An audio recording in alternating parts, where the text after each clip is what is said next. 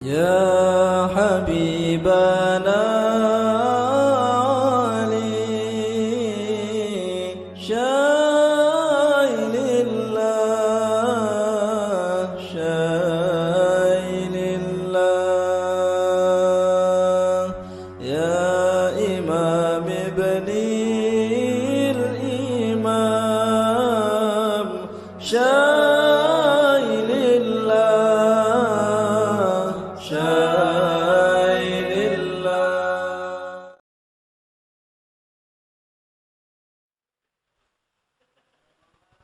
Bismillahirrahmanirrahim.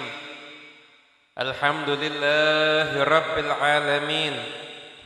Allahumma salli wa sallim ala sayyidina Muhammadin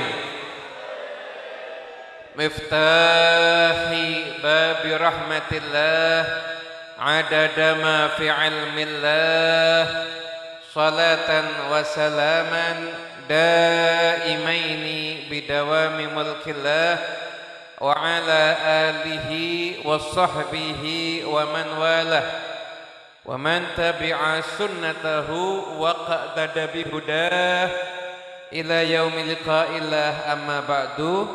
Assalamualaikum warahmatullahi wabarakatuh.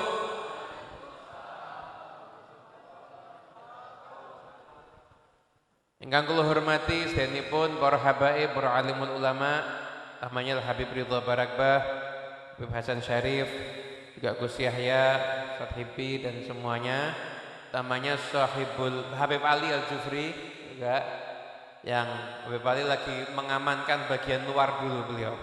Jadi ada mengamankan dalam, ada mengamankan luar ya. Dan kemudian Sahibul Bait akhirnya Mas Indra Suryo bin Haji Mustafa. Dan insyaallah majlis ini yang beliau niatkan sebagai tanda bakti beliau pada ayahanda beliau almarhum Haji Mustafa, semoga baktinya ini diterima sama Allah Ta'ala. Dan insyaallah doakan semoga beliau almarhum mendapatkan semua amal soleh yang diadakan di majlis ini, amin ya rabbal alamin. Hadirin yang dimuliakan Allah Ta'ala, kita semuanya itu tandanya orang beriman, kata Habib Ali bin Muhammad Al-Habsyi, tandanya orang beriman itu hatinya itu senang kalau disebutkan tentang Nabi Muhammad. Hatinya itu senang kalau disebutkan tentang Nabi Muhammad sallallahu alaihi wasallam. Pembagian minuman nanti dulu aja ya. Nanti dulu aja. Wis selak ngelak, mboten ta? Mboten. Padha-padha kula nggih tak rencangi kula nggih mboten ngunjuk. Oke, selanjutnya insyaallah jangan dibagikan gelasan, galonan langsung enggak apa-apa. Satu orang satu galon, tapi biar fokus ngaji dulu ya, biar fokus ngaji dulu. Jangan ada pembagian apapun juga. Biarkan malaikat lagi bagi barokah, Anda tidak usah ikut bagi. Nah, nanti Anda tugasnya hanya menerima aja. Nanti insya Allah selesai baru pembagian-pembagian yang lain. Hadirin yang dimuliakan Allah Ta'ala,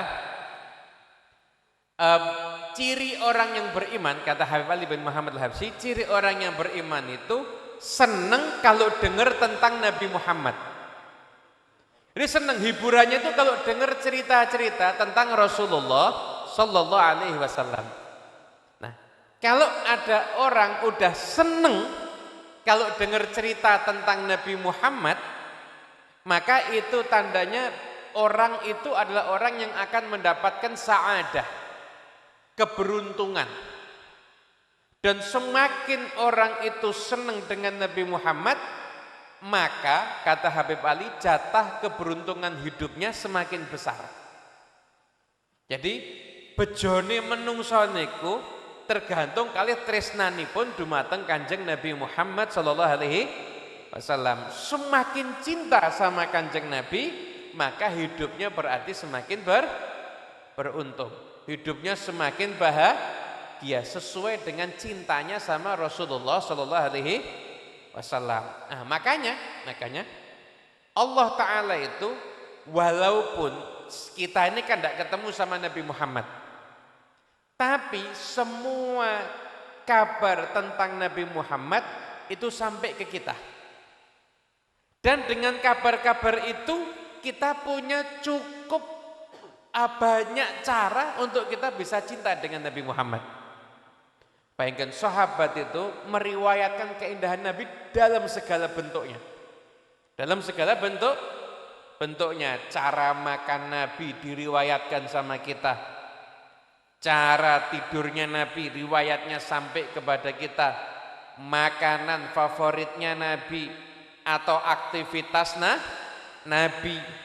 Jenengan kalau punya guru, yang rata-rata punya guru atau mengidolakan Habib atau kiai siapapun, Anda kalau ditanya aktivitas Habib itu kalau pulang dari luar kota gimana? Ndak akan tahu Anda.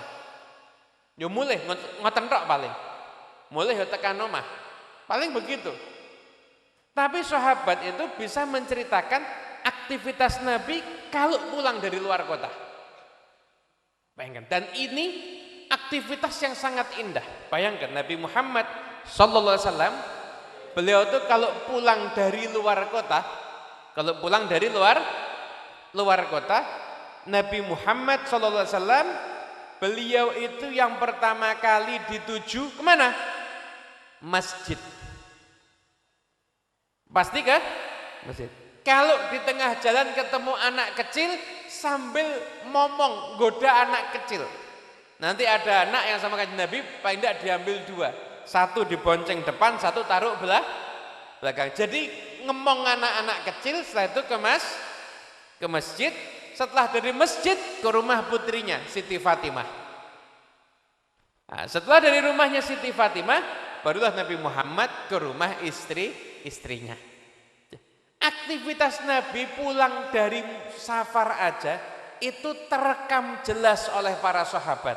Bahkan riwayatnya sampai kepada kita. Jadi walaupun kula kalih panjenengan ini tidak bertemu, tidak kumpul, tidak hidup langsung sezaman dengan Nabi Muhammad, tapi semua cerita tentang kehidupan Nabi Muhammad sampai kepada kita semuanya, dan kita semuanya bisa mengetahui betapa indahnya semua kehidupannya Rasulullah Sallallahu Alaihi Wasallam.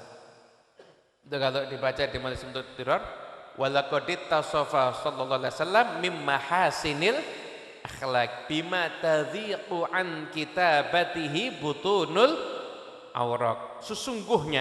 Sungguh Nabi Muhammad tersifati dengan mahasinil akhlak yang indah, yang mana kalau mau dicatat semuanya, buku-buku yang tebel itu nggak akan bisa ngerangkum, nggak akan bisa merangkum. Kenapa buku tebel kok nggak akan bisa merangkum? Karena akhlaknya Nabi Muhammad itu Allah mensifatkan langsung, wa innaka la'ala khuluqin. Sesungguhnya engkau Muhammad bukan mempunyai budi pekerti yang agung, jangan salah menafsirkan. Salah kalau ada orang sesungguhnya Nabi Muhammad memiliki budi pekerti yang agung. Enggak, di atas budi pekerti yang agung. Di atas budi pekerti yang agung. Budi pekerti yang agung itu levelnya sekian, Nabi Muhammad di atasnya. Jadi semua kesan dari sahabat tentang akhlak Nabi nggak akan rampung karena saking banyak indah akhlaknya Nabi Muhammad, dan ditulis nggak akan selesai. Setiap orang itu punya cara sendiri untuk menguraikan betapa akhlaknya Rasulullah Sallallahu Alaihi Wasallam. Lihat ya, kanjeng Nabi SAW itu, ini mungkin satu akhlak yang sudah sering kita lupakan. Apa? Lihat kebaikan orang. Lihat kebaikan orang lain.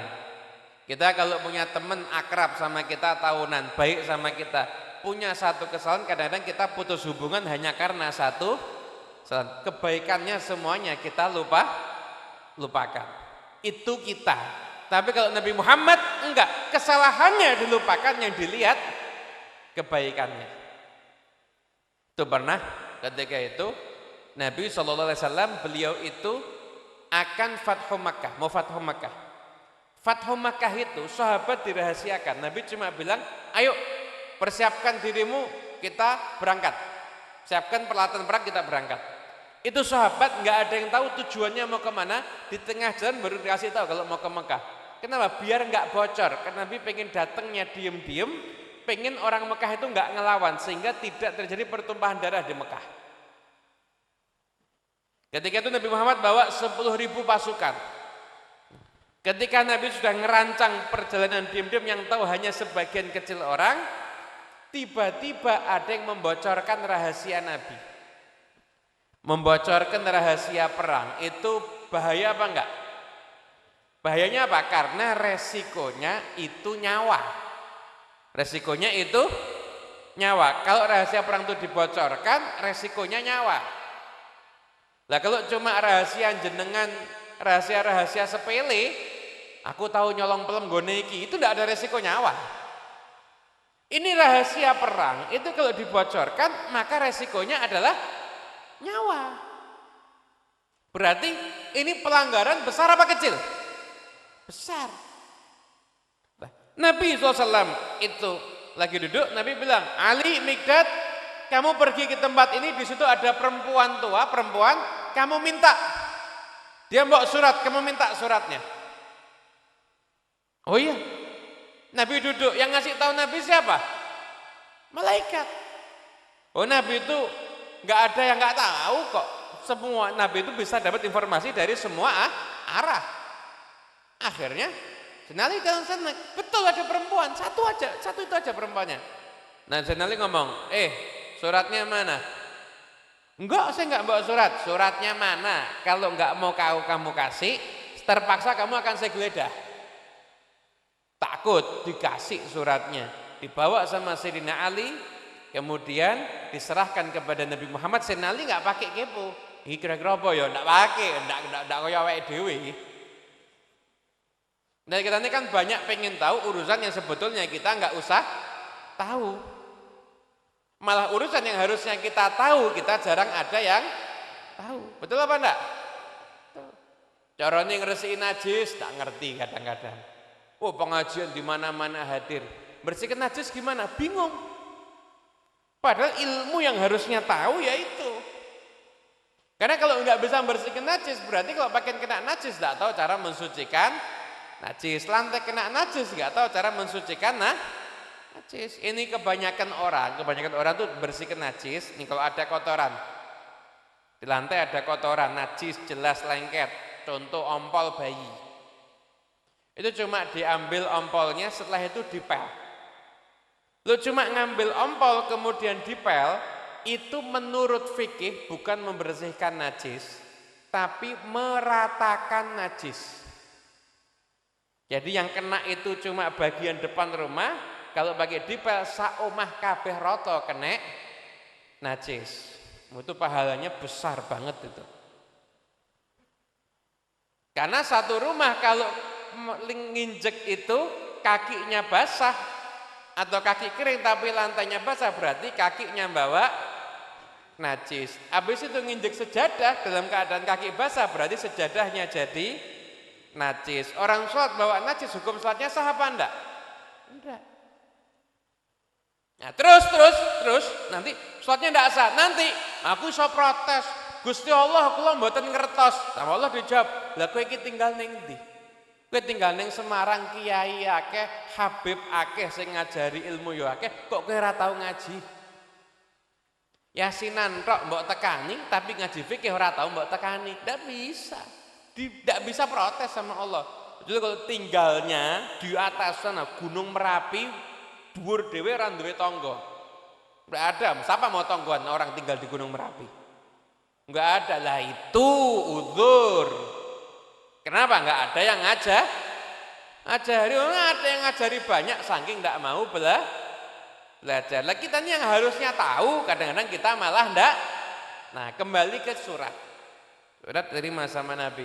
Ternyata surat dari seorang sahabat namanya Hatib bin Abi Balta'ah. Lihat, Hatib bin Abi dipanggil. Panggil Sayyidina Umar udah marah. Ya Rasulullah, munafik, penggal aja lehernya Rasul. Aku penggal leher. Karena nyawa ini. Nabi jangan. Hatib kemudian nanya, Hatib betul kamu yang nulis? Betul ya Rasul. Tapi saya nulis bukan karena murtad atau karena saya enggak iman, bukan. saya ini nulis ya Rasul itu karena sahabat-sahabatmu itu masih punya keluarga di Mekah, ada yang melindungi keluarganya. Aku ini punya keluarga di Mekah, nggak ada yang melindungi keluargaku. Aku berharap orang Quraisy nganggep aku berjasa dan mau melindungi keluargaku. Udah itu aja. Ngaku salah. Tapi alasannya bukan karena murtad atau nggak beriman sama Nabi. Sayyidina Umar udah pengen menggal. Sayyidina Umar tuh paling gemes kalau ada yang ngutik-ngutik Kanjeng Nabi. Nggak iso Sayyidina Umar harus kudu ngamuk. Akhirnya kata Nabi, udah, tidak apa-apa ya Umar. Hatib ini pernah ikut perang Badar. Allah itu kalau lihat orang yang ikut perang Badar, seakan-akan Allah Ta'ala mengatakan, hei yang ikut perang Badar, silahkan berbuat apapun juga, aku sudah mengampuni kamu. Kenapa? Jasanya orang yang ikut perang Badar tidak dilupakan sama Nabi Muhammad SAW. Tidak dihapuskan jasanya karena satu kesalahan. Itulah Rasulullah SAW. Bahkan yang pernah bersalah kemudian masuk Islam tidak pernah diungkit kesalahannya sama Nabi. Nabi itu fokus cuma lihat kebaikan orang lain. Tapi kita sukanya lihat keburukan orang lain. Itu kan pendidikan zaman medsos tuh begitu. Makanya di medsos tuh yang viral tuh yang jelek-jelek semua. Ada orang imam masjid istiqomah, dia nggak pernah ninggalkan masjid 5 waktu ngimami selama 40 tahun, nggak mungkin viral. Imam masjid nyolong duit kas langsung viral, gitu apa nggih? Kenapa? Karena orang itu seneng sama kejelekan orang. Kalau Nabi didikannya enggak, Nabi itu ngajak orang lihat kebaikannya orang lain. Shallallahu ala Nabi Muhammad.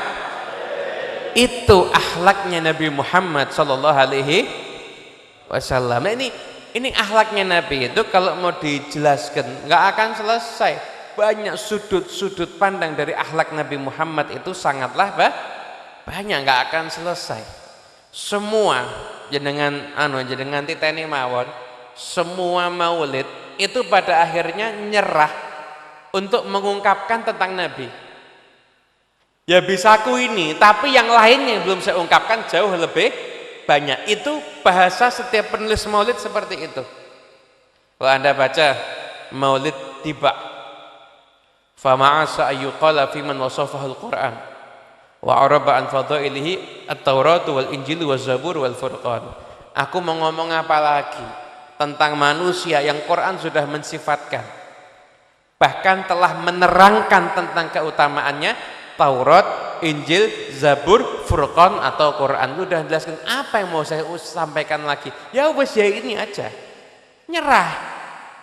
Karena yang belum disampaikan tentang Nabi jauh lebih banyak. Burdah nyerah. Fa kaifa yudriku fid dunya haqiqatahu qaumun niyamun tasallau anhu bil hulumi. Gimana kamu itu akan menyingkap hakikat kemuliaan Nabi Muhammad, sedangkan yang ketemu sama Nabi Muhammad itu ibarat hanya sekelompok orang yang tidur kemudian mimpi ketemu Nabi. Itu orang yang ketemu Nabi itu, semua sahabat yang ketemu Nabi itu ibarat orang yang dalam mimpi ketemu Nabi, hanya sebatas itu yang mereka tahu.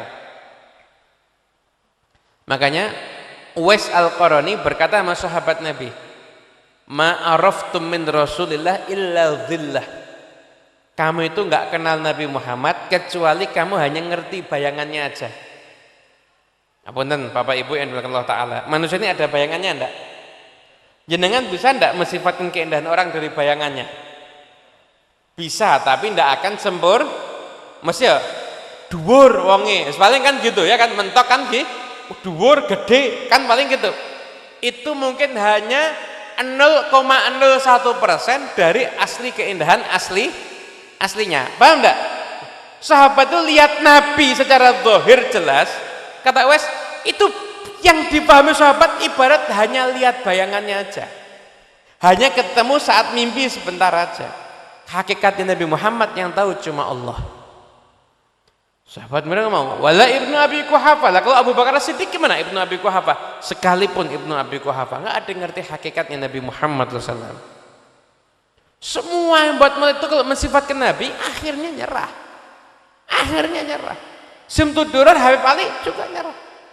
Wa ala tafannuni wasifihi biwasfihi yafna zaman wa fihi malam. Kalau semua sastrawan kumpul mau mensifatkan Nabi Muhammad sampai kiamat, Nabi Muhammad belum disifatkan dengan sempurna karena keindahannya Rasulullah SAW. Karena Rasulullah SAW ahsanan nasi khuluqan wa khalqa. Beliau itu adalah manusia yang paling sempurna, akhlaknya paling sempurna, fisiknya juga paling sempurna. Seakan-akan Allah Ta'ala itu ngasih hadiah kepada umat Nabi Muhammad SAW, diciptakan Nabi yang sangat sempurna. Kenapa? Biar umat itu suka sama Nabi, dan akhirnya Nabi itu akan menjadi penyambung umat untuk bisa kenal dengan Allah Subhanahu wa Ta'ala. Jadi kan kalau mau bicara Kanjeng Nabi, manusia itu dicari yang sempurna susah, tapi kalau Kanjeng Nabi Muhammad mutlak sempurna, tidak ada kurangnya. Enggak ada kurangnya. Saya pernah ngisi Zoom mahasiswa. Tanya, Habib tahu dari mana kalau Nabi Muhammad sempurna? Saya jawab balik lah, kamu dengarkan riwayat Kanjeng Nabi pernah ada kekurangannya enggak? Enggak ada. Bahkan Nabi ketiduran itu aja jadi kelebihan kok. Jadi berkah buat umat. Ketidurannya Nabi jadi berkah buat umatnya. Bayangkan coba. Nabi itu pernah ketiduran ketika sholat subuh itu enggak bangun, baru bangun ketika sudah terkena sengatan matahari. Akhirnya kemudian langsung dilaksanakan sholat. Itu berkah buat umatnya. Kenapa? Umatnya ngerti kalau ketiduran apa yang harus dilakukan. Lah nih, kalau Nabi tidak pernah ketiduran, golongan bangsawan kayak kita, bangsane tangi awan, bangsane tangi awan, yang biasa bangun siang kayak kita yang suka ketiduran subuh itu terus bingung piye iki. Tapi Nabi sudah ngasih contoh, kalau kamu ketiduran, kamu nggak usah subuh, bangun langsung kerjakan sholat subuh. Namanya ketiduran itu nggak dosa. Enak apa enggak? Enak enggak? Ketidurannya Nabi berkah apa enggak? Coba Nabi tidak pernah ketiduran, kita tiap ketiduran bingung iki godhoke piye, kemudian cek wedi iki dosa apa ndak. Nah, ketiduran ndak dosa itu selama ketidurannya bukan sesuatu yang disengaja. Tapi nek wis ngerti lek-lekan nganti jam 3 ngerti, artinya ngerti. Iki nek aku turu, iki mesti bablas, tetep nekat turu, ya kuwi kurang ajar. Paham? Shallallahu alaihi Nabi Muhammad. Jadi Nabi Muhammad itu tidak ada kekurangannya, Pak. Bahkan yang dalam diri orang lain itu kekurangan, kalau Nabi Muhammad nggak jadi kekurangan. Contoh, keringat itu kan kekurangan ya, makanya ada deodoran. Kenapa? Untuk menutupi bau keringat. Ada parfum untuk menutupi bau keringat, ya kan? Oke, ada lagi model macam-macam bedak. Bahkan bedak macam bedak biar enggak keringetan, walhasil sak macamnya. Tapi kalau keringatnya Nabi Muhammad itu enggak jadi kekurangan, Pak Bu. Jadi kelebihan. Jadi kelebihan. Itu pernah diriwayatkan ada satu keluarga mau mantu sowan sama Kanjeng Nabi. Ketika sowan sama Kanjeng Nabi, kemudian bilang, ya Rasulullah mau mantu, bantu aku apa gitu. Nabi, saya nggak ada apa-apa. Ya pokoknya kasih apa gitu, bantu aku. Kemudian setelah itu Nabi udah bawa botol, tapi yang ujung kepalanya besar. Oh ya, sahabatnya benar datang, bawa botol contohnya besar, sama Nabi diambilkan keringat dari badannya Nabi, taruh di botol itu. Murha falyatatayyab bih. Pakai ini ya. Itu disimpan sama keluarga itu. Itu kalau botol itu dibuka kemudian dipakai, itu wangi-wangian tuh keringat Nabi itu dipakai, wanginya satu kampung. Sallallahu Nabi Muhammad. Sampai-sampai yang di rumah itu dikasih nama apa sama orang-orang? Baitul Mutayyibin, rumahnya orang-orang yang wangi. Rumahnya orang-orang yang kenapa? Barokah keringatnya Nabi Muhammad. Jenengan tiruan apa? Tonggomu ketok arep mantu undangan wis teko ya wis. Pak, gelem tak sumbang napa mboten? Monggo, wis kula sumbang nggih. Niki kula siapaken keringet kula wonten botol. Loh, Anda jangan dikira itu enggak manfaat. Itu manfaat. Mateni tikus iso, mateni kecoa ya iso. Manfaat, tapi untuk hal-hal yang tadi. Untuk wangi-wangian enggak bisa. Yo gugah wong semaput mungkin ya iso. Langsung berpindah semaput tangi sakaratul maut. Saudara Nabi Muhammad. Jadi nggak ada kekurangannya. Yang untuk orang umum kekurangan, Nabi Muhammad malah jadi kelebihan. Ludah. Manusia ini jangan pernah sombong, ngapunten. Jenengan itu ludahnya, ilernya itu menjijikkan. Ini jenengan, kalau di majelis ini jenengan ngiler, diusir sama Mas Indra. Tapi kalau masuk sini walet ngiler, sujud syukur Mas Indra. Didol payu, ilermu. Betul enggak? Masuk sini walet ngiler, sujud syukur. Kenapa? Karena ada nilai dan nilainya dijual mahal. Ilere walet dan ilermu. Masya Allah. Itu Nabi Muhammad itu ludahnya Nabi Muhammad itu obat. Itu pernah ketika mau menaklukkan benteng Khaybar. Benteng Khaybar itu bentengnya orang Yahudi. Benteng orang Yahudi yang saat itu memusuhi umat Islam. Insyaallah kita doakan saudara kita yang di Palestina, insyaallah Allah Ta'ala berikan pertolongan. Insyaallah diberikan kemenangan atas musuh-musuh Allah Ta'ala, setelah mereka bisa memakmurkan wilayahnya dan bisa menguasai Masjidil Aqsa. Amin ya Rabbal. Dan semua yang gugur Allah Ta'ala terima sebagai syuhada. Antara berikan kelembutan, lutuf kepada mereka semuanya. Amin ya Rabbal.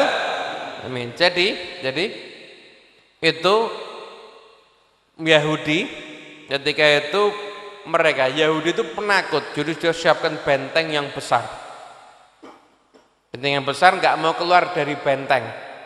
Kaum muslimin nyerbu 3 hari nggak berhasil.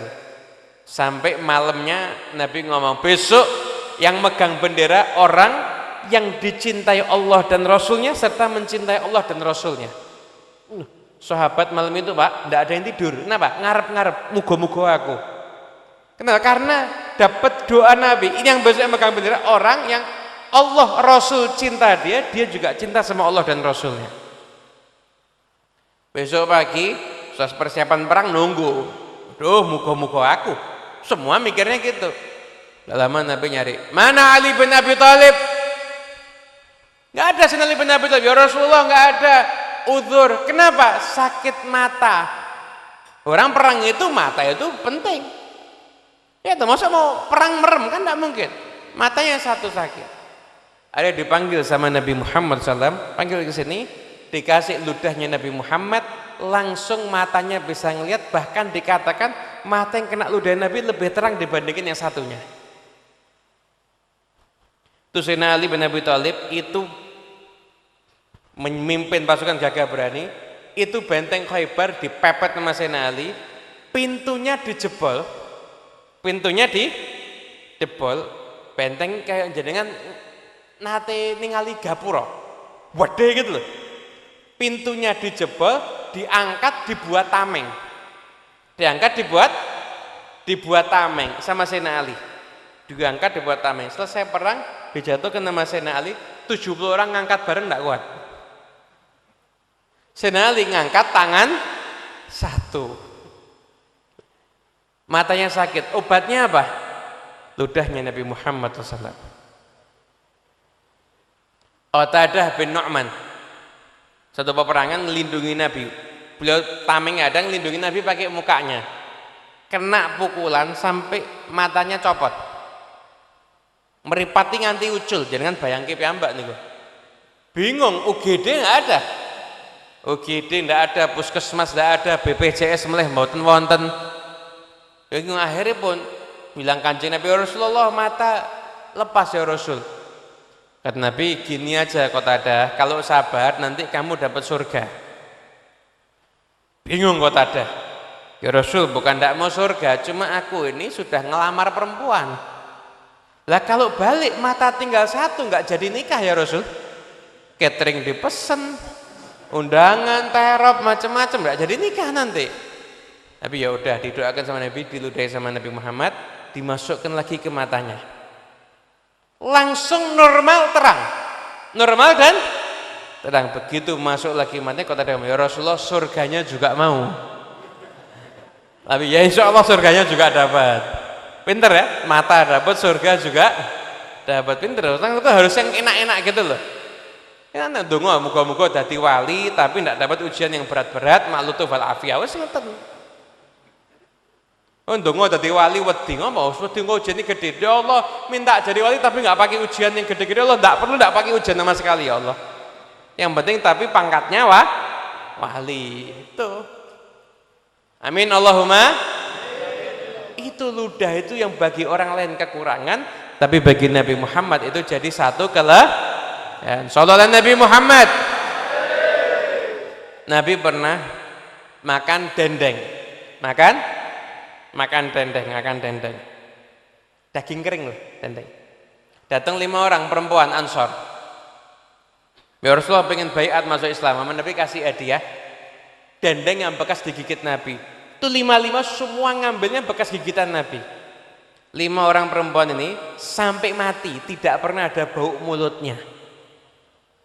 Kenapa? Barakatul Mustafa, berkatnya Nabi Muhammad SAW. Dapat ludahnya Nabi Muhammad, langsung bau mulutnya harum. Ada lagi Zainab binti Abu Salamah, anak kecil. Itu kalau Nabi mandi suka nyelonong. Nah, Nabi mandi, ojo mbok pikir kaya awakmu adus. Nabi itu kalau mandi auratnya tertutup, ora kaya awakmu adus. Muadus turu padha, ora nek sing ketutup aurate. Nah, berarti kalau tertutup, kalau mandi auratnya Zainab binti Abu Salamah suka datang sama Nabi, digoda, Nabi kumur disembur ke mukanya. Apa yang terjadi? Sampai usianya 90 tahun wajahnya masih muda. Ayo, Bu, tak sembur mau, Bu? Glowing langsung insya Allah ya. Itu barakatul Mustafa, berkatnya Nabi Muhammad sallallahu alaihi wasallam. Insyaallah berkat majelis barakatul Mustafa semuanya insyaallah di surga kumpul bersama dengan Al Mustafa. Amin ya rabbal alamin. Insyaallah kita yang kumpul di tempat ini yang punya hajat-hajatnya kabul. Sedang sakit diangkat semua penyakitnya. Sedang susah disingkirkan semua kesusahannya. Yang punya utang, utangnya lunas. Berikan rezeki yang berkah, berlimpah ruah, mengalir dari segala arah. Insya Allah bisa ziarah Mekah dan Madinah. Panjang usianya fi taatillah, anak soleh solehah, rumah tangga sakinah mawaddah warahmah, wafatnya husnul khatimah. Ala hadiniah wa kulliyatin salihah jami'ah syamilah makbulah wa ila khatit Nabi Muhammad sallam. Al-Fatihah. Bismillahirrahmanirrahim. Maliki yaumiddin. Iyyaka na'budu wa iyyaka nasta'in. Ihdinas siratal mustaqim. Siratal ladzina an'amta 'alaihim ghairil maghdubi 'alaihim waladdallin. Amin ya rabbal alamin. Dari saya cukup sekian. Kurang lebihnya mohon maaf yang sebesar-besarnya. Wal afu minkum. Wassalamualaikum warahmatullahi wabarakatuh.